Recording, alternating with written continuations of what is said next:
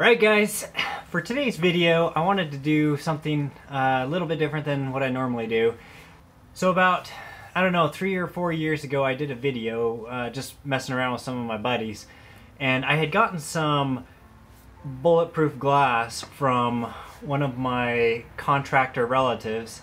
Contractor, like someone who builds stuff, like homes and whatnot. So I had gotten this, I think it's an 1.5 inch thick plexiglass type glass, and it was purchased by this relative.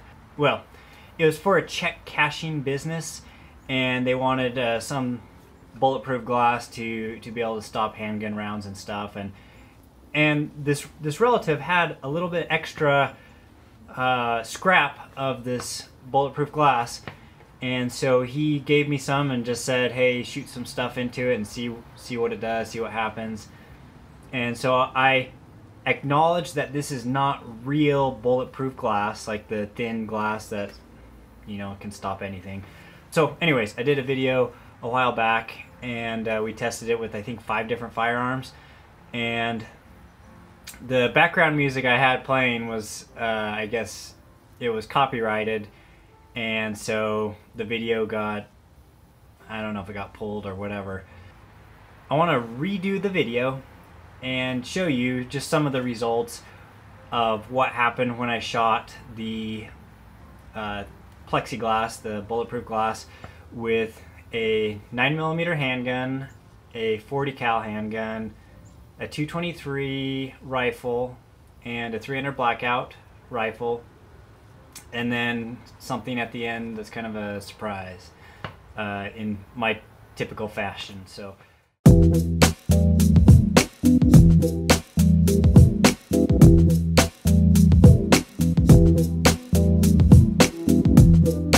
and just to throw this out there, it is not scientific. I acknowledge that.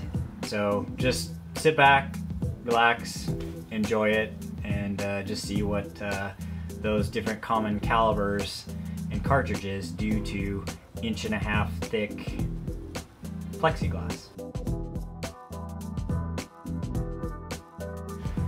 Now, the first handgun that we used was a Smith & Wesson M&P 9mm handgun. So we just shoved the glass into the snow since we had about 1.5 feet of snow. The 9mm shot knocked over the glass. I hit it in about the center of it. You can see the front damage. It chipped it away quite a bit. From the side, you can see damage went about halfway through. So the second gun we wanted to use was just a Glock 22 40 cal handgun, and we were just shooting regular flat nose 180 grain full metal jacket ammo. When we shot the 40 cal, it also knocked the glass down. I actually hit right above the center, so right above the 9mm, and you can see it cracked in the front. Damage looked like it went through it, but it did not penetrate. The third gun that we decided to use, when you hear 223 you think AR-15, and so instead of that I went with an AK. It's a Saiga 223. I shot this one with the 223 Saiga on the top, towards the top. You can see it knocked it over, and it caused massive damage to the plexiglass.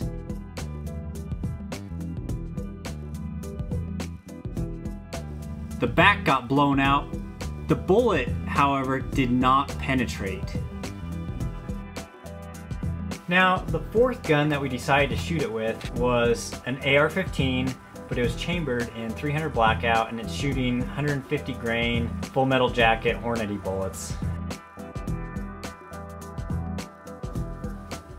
Now, an interesting thing when looking at the damage that the 300 blackout did, it actually damaged it quite a bit more than the 223. And as you can see, it made a hole right through, and the bullet went through. For the fifth gun, I wanted to use something that was completely different. I brought out a 45-70, not just a typical 45-70, but in the revolver. So I brought out my BFR and 4570, and we were shooting lever action loads with a 405 grain jacketed bullet. Now, I wasn't expecting it to totally shatter the glass, and so when I shot it, my friends and I all started laughing because it just blew it to pieces. As we hold the pieces together, you can see it still left a huge hole. And this is the final product with all the damage. So, what does this video teach us? Maybe nothing. Or, I guess if you're gonna rob a place with 1.5 inch thick plexiglass, maybe you wanna take 4570 with you.